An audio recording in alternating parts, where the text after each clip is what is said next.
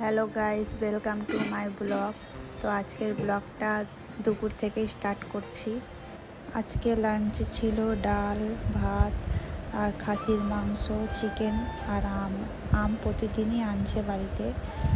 Lunch complete করে নিয়ে বাবুকে একটু রেডি করিয়ে নিচ্ছিলাম। আমরা একটু বাইরে যাব আজকে ঘুরতে, ওই জন্যে ওর চুলগুলো আঁচড়িয়ে দিলাম ভালো করে। ওর মুডটা এখন অফ হয়ে আছে, কারণ ও ফ্রক পরবে না বলছিল। ও ছেলেদের মতো চুল কেটেছে, ওই জন্যে ও ফ্রক পরবে না, ও এরকম ছেলেদের জামা প্যান্ট পরবে। সেই জন্য কিন্তু আমি বললাম যে না, তুই ফ্রকটা পর, ভালো লাগবে। তো যাই হোক, ওকে রেডি করে আমিও রেডি হতে চলে গেলাম। তো দেখো, আমিও রেডি হয়ে গিয়েছি। বেশি কিছু গরমে সাজগুজু করিনি, কারণ সিম্পলি সেজেছি।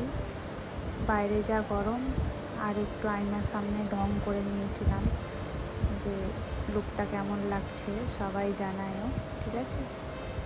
তো এখানে ঢং করতে করতে মেয়েকে দেখো পেছন দিকে নাচতে নাচতে যাচ্ছে। তো এবার বেরোবো আমরা, ওই জন্যে জানলাগুলো বন্ধ করে দিলাম আমার রুমে, আর পর্দাটাও টেনে দিলাম। আর এখানে সব দেখছিলাম যে সব ঠিকঠাক বন্ধ আছে কি নাই। তো দেখছি বাবুর বোতল ভুলে গিয়েছে ওর বাবা নিয়ে যেতে। তো বাবু বললাম বোতলটা নিয়ে ওর বাবাকে দিবে আবার ব্যাগে ভরে নিতে। লাইট, ফ্যান এগুলোও বন্ধ করে দিলাম আর গেটটা লাগিয়ে দিলাম। তো এখানে আমরা বাড়ি থেকে বেরিয়ে গিয়েছি।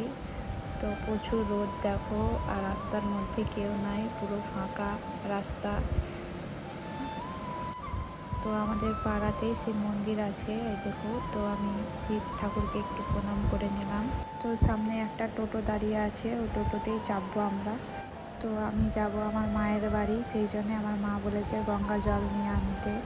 সেই জন্যে আমার বর দেখো নেমে পড়েছে গঙ্গা জল নেওয়ার জন্য। আর এটা হচ্ছে গঙ্গার ঘাট। তো আমার বর একজনকে দিল জলটা ভরার জন্য। আর এখানে দেখো রাস্তা পুরো ফাঁকা, এত রোদ। তো জলটা ভরে দিচ্ছে একটা কাকু। আর ঘাট থেকে আমাদের বাড়ি একদম কাছে, মানে একদমই কাছে বলতে গেলে। আর মেয়ে দেখো টোটোর মধ্যে আগে চেপে বসে আছে। গঙ্গা জলটা দেখো একদম পরিষ্কার, তাই না? তো এটা হচ্ছে আজিমগঞ্জ সিটি স্টেশন। তো আমরা সিটি স্টেশন দিয়ে যাব না, আমরা যাব আজিমগঞ্জ জংশন স্টেশন দিয়ে। তো দুটোই একই হচ্ছে, কিন্তু সিটি দিয়ে যাব না, আমরা জংশন দিয়ে যাব, কারণ আমরা গণদেবতা ধরবো, গণদেবতা সিটিতে দাঁড়ায় না। তো আমরা স্টেশন পৌঁছে গিয়েছি। তো দেখো, এটা হচ্ছে আজিমগঞ্জ জংশন স্টেশন, এটা নতুন করেছে। তো এই দেখো ট্রেন 2 নম্বরে লেগে আছে, এবার সিঁড়ি দিয়ে আমাদেরকে চাপতে হবে, মানে চেপে ওই পার হতে হবে।